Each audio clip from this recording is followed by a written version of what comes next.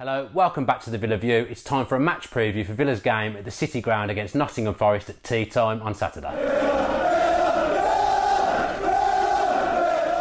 So, a disappointing cup exit last weekend. We now move back onto the league focus. Are we going to have lost momentum, Dan, as some people are saying? I don't know, I'm 50-50 on it, really, because some people would say that there'd be a negative atmosphere around the training ground after that defeat, but you would have thought even if there was, the coaching staff would have tried to G them up and get them back focused on the league. If I'm being honest, I don't think anyone at Villa will be too upset at being knocked out of the cup. Now it's happened, but they'll be upset at the manner in which it happened, and they'll obviously have wanted Villa to win the game, same as I did, but now it's happened. I don't think anyone will lose any sleep over it, which I've said that on Twitter and it's not gone down great with some people, but that's what I genuinely believe. But because it was like we made so many changes, the team that last played in the league against Bristol City, they should still be on a high, as that was their last game, so that's the form they've got to carry into the Forest game. So I wouldn't expect it to have made too much of a difference, but the fact is I don't know. It's a bit of a difficult one, isn't it, really? Because part of me wants to think that I want the players to be annoyed that they've lost. I want them to feel like that they've done wrong and they've let the club and the fans down and things like that.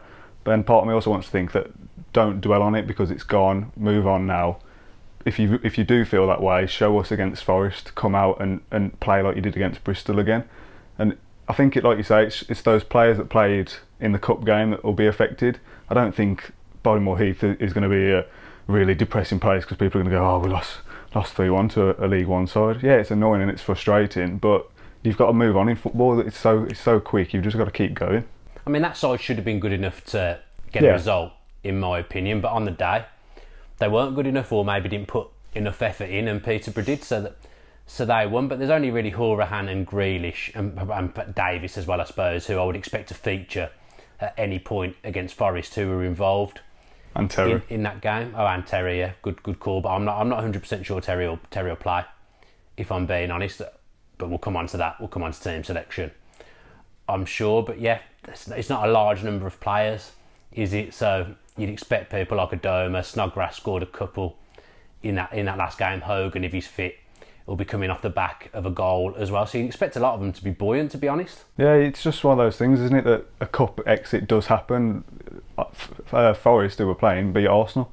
Are Arsenal going to have lost momentum now and lose loads of games on the trot in the Premier League? No, probably not. You know, you're not going to look at other teams and go, oh, their season's gone off the rails now because they've not done well in a cup game. So why should we as Villa fans think that about our own team? We should be looking at the Bristol game and going, yeah, let's do that again. Yeah, well, people are using Bristol as an example of taking the cup seriously, but since they've got to the semi-final, they've actually hit a bit of a bad run. Bristol City accumulating in losing 5-0 to us, and okay, they've gone and put up a good fight against Man City, but to me that cup run's going to distract them. That all their players will be thinking about playing against Man City now, because it's natural. They're not used to doing that. So I see what people are saying about the cup run. It would have been nice, but I think while we're in the Championship, there's other priorities. Talking about Forest then now, it seems again that we've come up against a side that's got a new manager in their first game as Aston Villa. Is it just me that thinks that always seems to happen, or is it a genuine thing that we seem to play these sides all the time when they're on a bad form?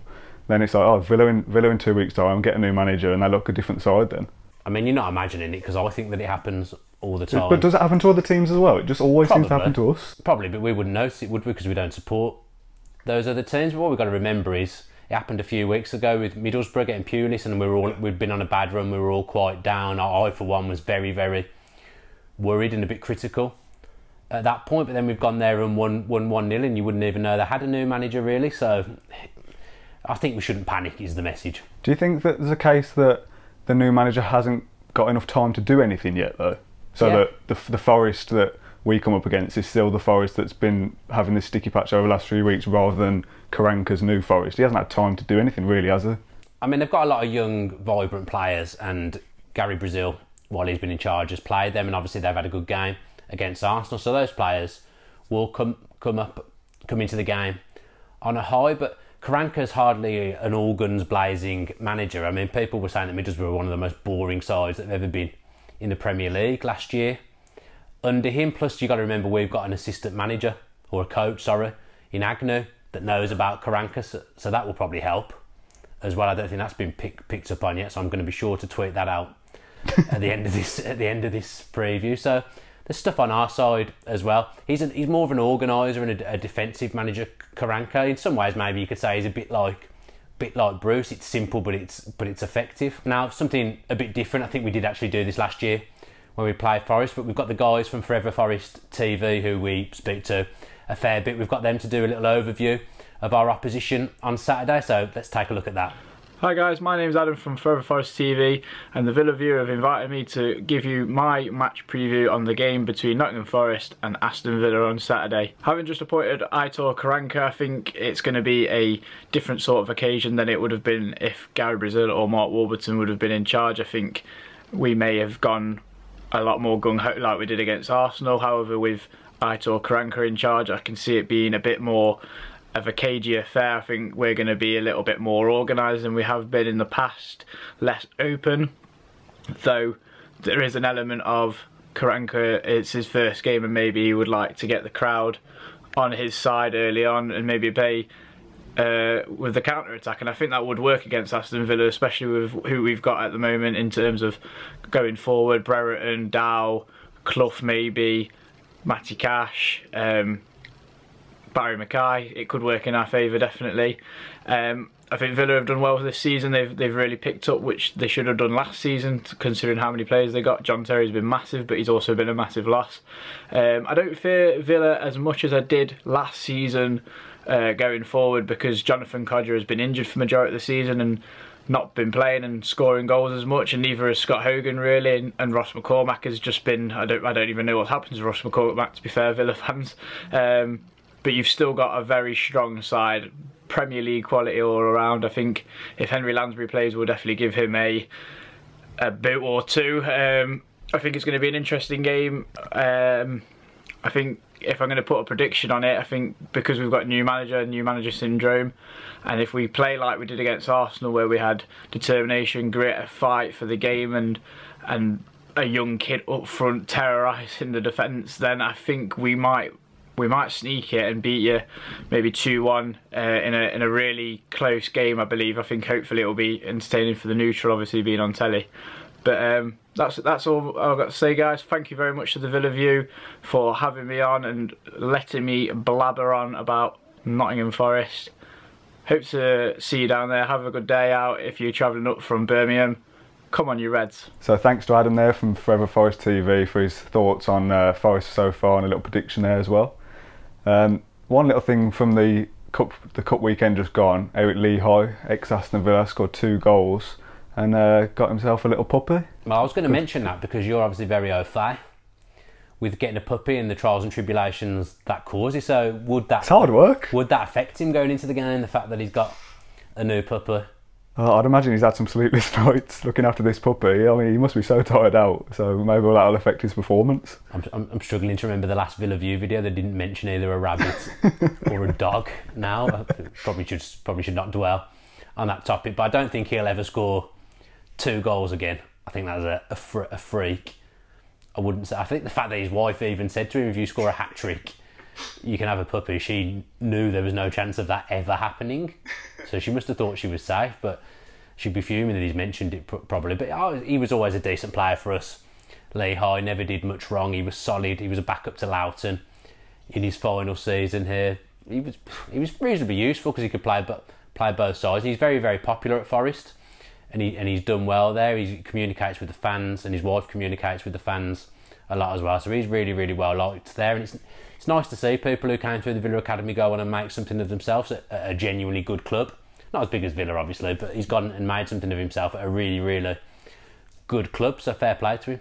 You mentioned John Terry a little bit earlier and the team selection. You don't think he's going to play? Why? Why is that? I'm just going on the basis of what I would do. I know I've been banging the drum to get him back ever since he got injured, but in the last 2 games in the league, we've kept 2 clean sheets, so I'd find it, if I was a manager, very difficult to break up that back 4, because I think the people that are playing well deserve to keep the shirt. So although obviously John Terry's going to come back into the side in the very, very near future, maybe the easier games coming up at home would be a better one to put him in for. I think it would be really, really harsh on Elphick to take him out, because I think he's been very, very good those 2 games. I've seen a few people mention, oh, why doesn't he take Chester out? But Chester's been our most consistent performer since we've been in the Championship, so there's absolutely no way that should happen, and he'll want to keep his record of never missing a minute in the league. I just think it would be sensible to keep it the same. Yeah, I do agree to keep it the same, but you look at somebody like John Terry and how good he was before, and you do think he's an automatic starter. And I think as well, Elphick is the sort of player that would understand why he's been dropped. So I'd imagine most players would understand why when someone like John Terry comes back, he's fit, he played 90 minutes the other day, that he comes straight back in as the captain. But like you say, it would be harsh on Elphick, but that's football, I suppose, isn't it? I get it, and I get that obviously John Terry's a superstar, especially in this league. But to me, I just don't think it sends the right message if he comes straight back in when we've kept 2 clean sheets. If I was a manager, we're obviously going to concede. At some point, it would be the easier call to take Elphick out if we concede in this game and put John Terry in for the home game, where I think it'll be an easier game for Terry to come into anyway. But that's just what I do. I've never been a football manager except for on the laptop, so probably should just disregard everything I say. I think you touched on it in a previous video or podcast that the balance of that midfield and forward line against Bristol was perfect. And I think that thing of Jedinak and Horahan, Grealish, and then your Snodgrass, Adoma and Hogan, those 6 have to stay in, barring any injuries that we don't know about yet. Recording it on Thursday night, so by the time this comes out, things might be different. But if everyone's fit, those front 6 have to play. And then the only selection headache is that thing of, do you chuck Terry straight back in, or is it just with Elphick? Well, I guess one of the selection headache is Hogan or Davis, but if Hogan's fit, for me again, he keeps the shirt because he's done well in the last game. But if we're going to play in the right way, like we did against Bristol, then I think you'd start Hogan. But if we're going to be a bit more defensive, as we sometimes are, much to a lot of fans dislike, and sometimes I don't enjoy watching it myself either, then it would be Keenan for me because he brings other people into the game. If we're playing the less expansive way, then Hogan's, he doesn't suit him. If we're going to play attacking, it suits Hogan. His runs, in getting behind, good movement, I'd play him. I want to see him giving a run as well. He scored a goal now, hopefully. He's been working well with Agnew at Bodymore Heath by all accounts as well. I want to see him giving a run and prove that he is that striker I've been saying he is all season. Dan, prediction, hit me. I said 1-1 in the podcast. Now I've had a few days to mull over that. I'm going to go for 2-1 to Villa. First goal, I will go with Snodgrass. I don't know. I don't know how I see this game going. I was thinking about it earlier when we knew we were going to record, and I just thought, I don't see many goals in this one for some reason. I don't know why I say that. I'm not basing it off anything. I'll go 1-1 as well. Well, I didn't go 1-1, so it's not as well, is it? Oh, sorry. And goal, well, let's go Jedinak.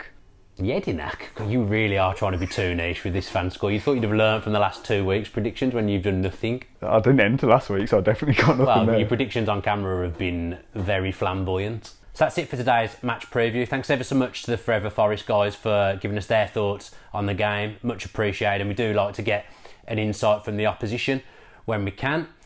If you haven't checked out the podcast, it wasn't actually Tom Julian in the booth with me, so that might actually encourage more people to watch it. It was me with Chris Dolan on a Tuesday night. I think we were recorded, so that was out on Wednesday. If you haven't checked that out, go back and look at it. I think it was a decent watch or listen, depending on your preferred platform. Comment below with your predictions for the Forest game, and also give the video a like if you think Aston Villa are going to get 3 points away on Saturday. If you're not subscribed to the channel, then make sure you're doing that, and if you could put your post notifications on, that would be absolutely fantastic. Stick with the channel, stick with the Villa, up the Villa. Boom, one take. If you enjoyed that video, why not watch another? Click the video choices on screen now to go and watch them in full. Be sure to subscribe to the channel by clicking our logo there on the left. Easy peasy.